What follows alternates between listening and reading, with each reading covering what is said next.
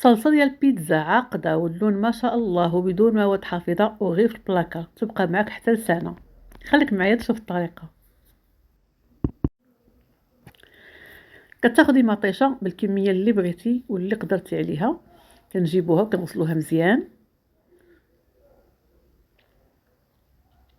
وكنقطعوها قطع على 4 على 2 كما بغيتي.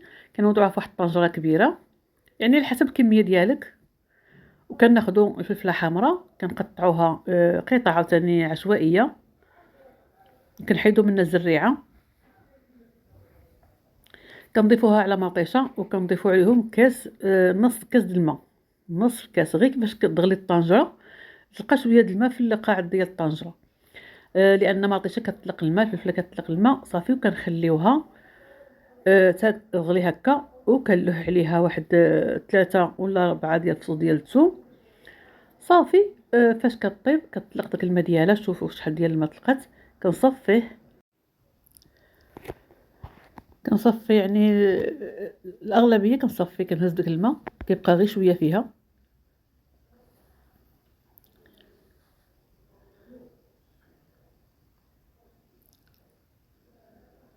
صافي، ومن بعد كنضيف عليها واحد 2 معالق ديال الدقيق، من الاحسن يكون ديال الشعير، داك اللين ديال الشعير، وكنطحن بالميكسور. الا ما كانش عندك المكسور طحني في الكاس ديال الطحانه الكهربائيه.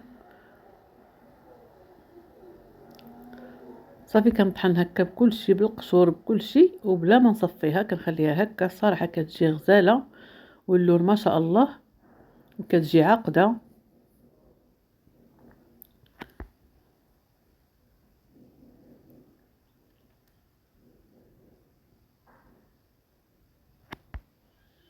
كنبقى نطحن حتى كتلين معايا كلشي، كيرجع ما شاء الله مطحون.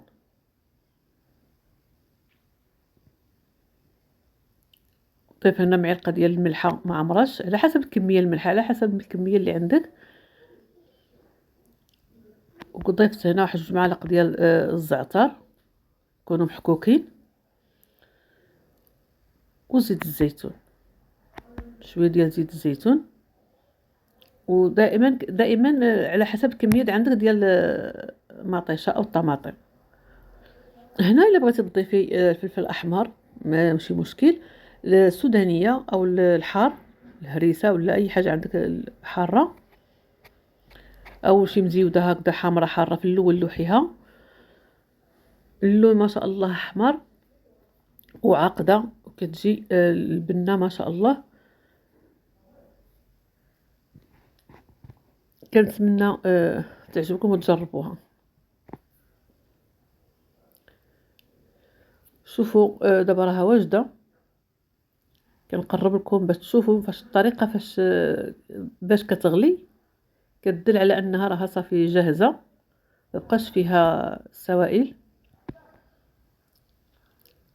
داك الدقيق اللي كنضيفوا له هو اللي كيعقد داك السائل اللي كيبقى فيها.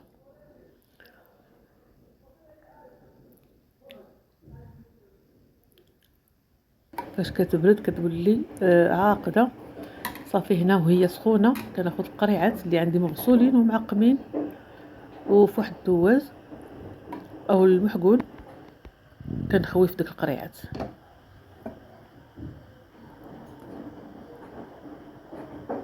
وإلا ما بغيتيش ديري في الدواز هكا، تقدري غير بالمعلقه.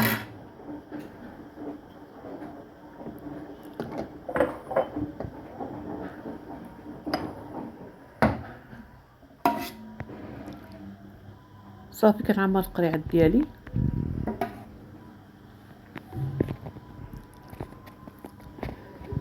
كنعمر القراعي كاملين. شوفوا ما شاء الله الصلصه كيفاش كتبان رائعه ما شاء الله، كتجي عاقده واللون ديالها احمر ولذيذه.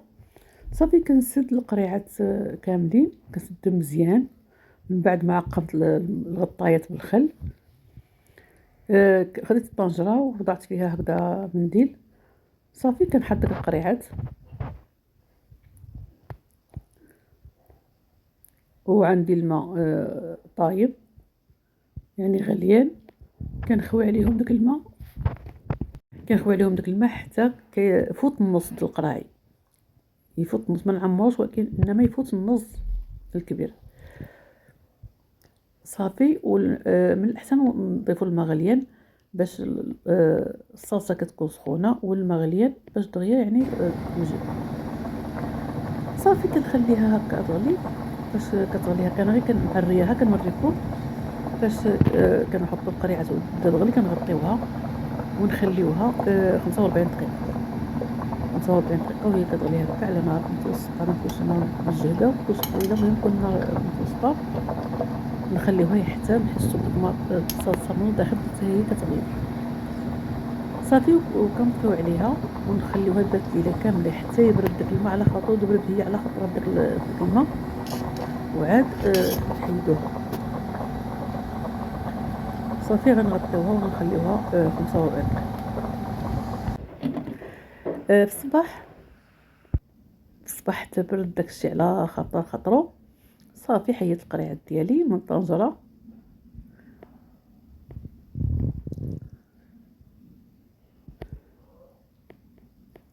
صافي، وكنحطهم في البلاكار، وان شاء الله نستعملهم في رمضان وغير رمضان، على طول العام. هاد الصلصه هذه كتبقى على طول العام بدون مواد حافظه.